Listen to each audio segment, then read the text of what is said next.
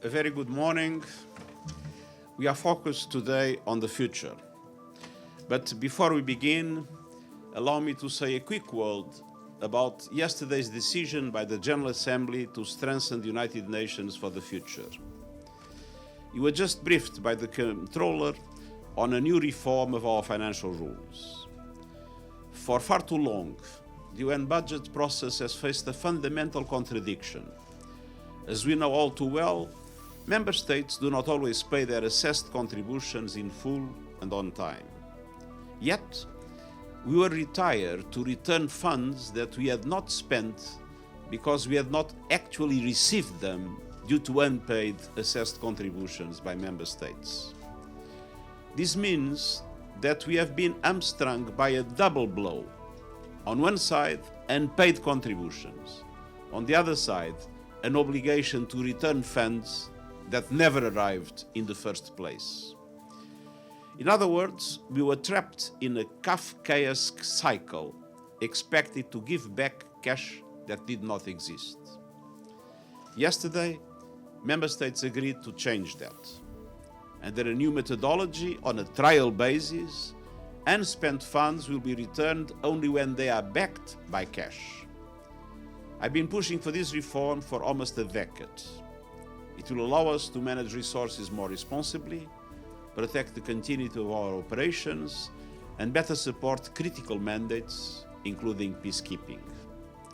And I'm grateful to Member States for taking this important action, which will greatly benefit the incoming administration and contribute to the financial stability of the United Nations in the coming years.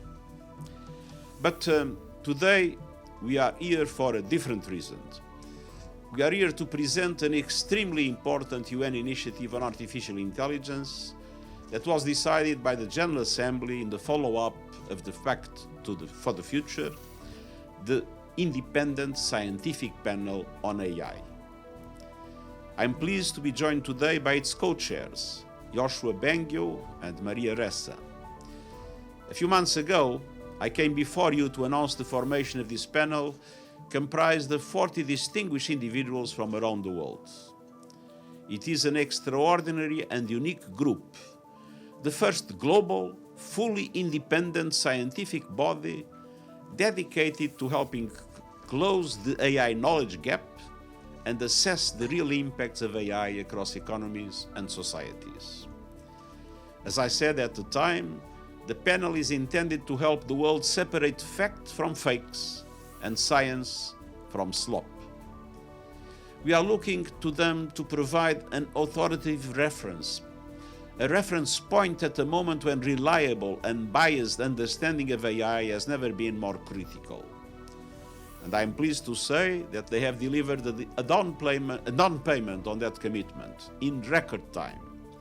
Indeed, the panel is releasing today their first assessment on the eve of the inaugural AI dialogue next week in Geneva.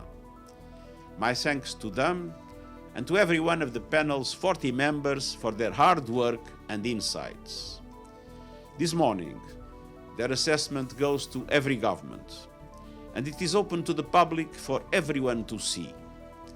Their report is honest about the extraordinary promise of this technology. Used well, AI could be the most powerful engine for development, speeding the world's progress on everything from health and hunger to learning and climate. But the panel is just as clear-eyed about the harm artificial intelligence can cause.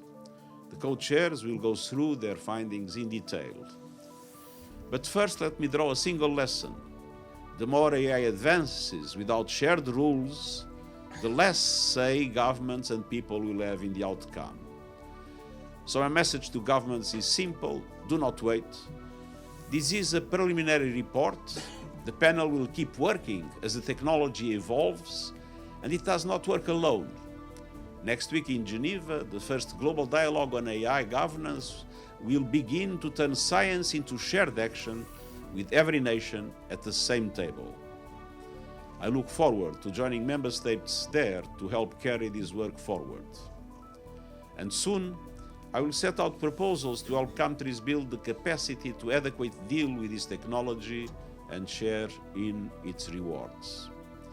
The Summit of the Future asked whether international cooperation could keep pace with the speed of technology. Today offers one answer. The science is here. We can no longer say we did not know. What we do with it is now up to all of us. Dear members of the media, in full respect for the panel's independence, I will now leave you in the capable hands of the two co-chairs. Joshua and Maria, the floor is yours. Thank you.